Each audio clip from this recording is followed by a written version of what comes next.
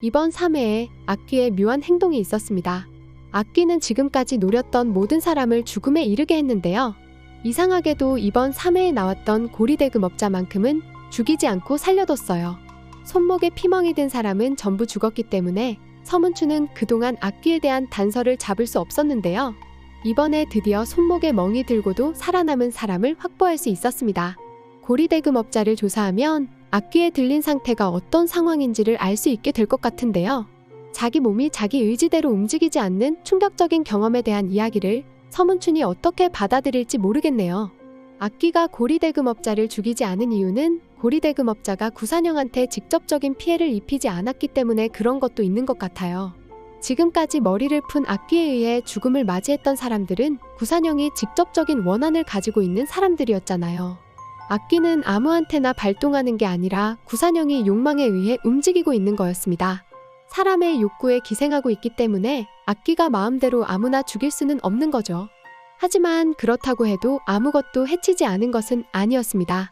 구산영은 사채업자의 몸을 이용해서 어항 속에 들어있는 물고기들을 다 죽여버렸잖아요.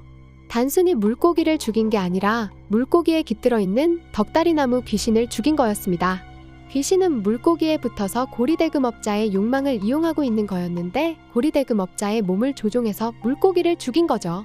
그걸 보면서 웃고 있는 구산영의 모습은 정말 섬뜩한 느낌이었는데요.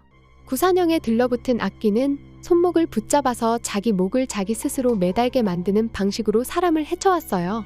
이번에 고리대금업자의 손으로 물고기들을 몰살시킨 것도 덕다리나무 귀신이 자기 손으로 자기를 죽이는 것과 같은 의미였다는 생각이 듭니다. 여기서 머리를 푼 악귀의 강력함을 엿볼 수 있었던 것 같아요. 마지막 남은 물고기 한 마리가 구산영의 손 안에 있었잖아요. 구산영이 다리 위로 다가가길래 악귀가 구산영한테 무슨 짓을 할까봐 걱정스러운 느낌이 들었는데 그게 아니었습니다. 악귀는 구산영을 어떻게 하려고 했던 게 아니라 자기 손으로 몰살시킨 귀신의 마지막 조각을 마무리 짓기 위해 한강으로 나왔던 거였어요. 마지막 물고기를 강물에 버리는 모습이 정말 섬뜩한 느낌이었는데요. 물고기가 혹시라도 한강에서 살아남는다고 하더라도 그게 다시 사람의 손으로 들어가는 일은 없겠죠. 어항에서 살던 물고기라서 아무리 악귀가 씌었다고 해도 거기서 죽을 확률이 아주 높은 것 같습니다. 염혜상은 물고기를 쏟아버리는 구산영을 보고 구산영이 아니라 머리를 푼 악귀라는 사실을 눈치챘는데요.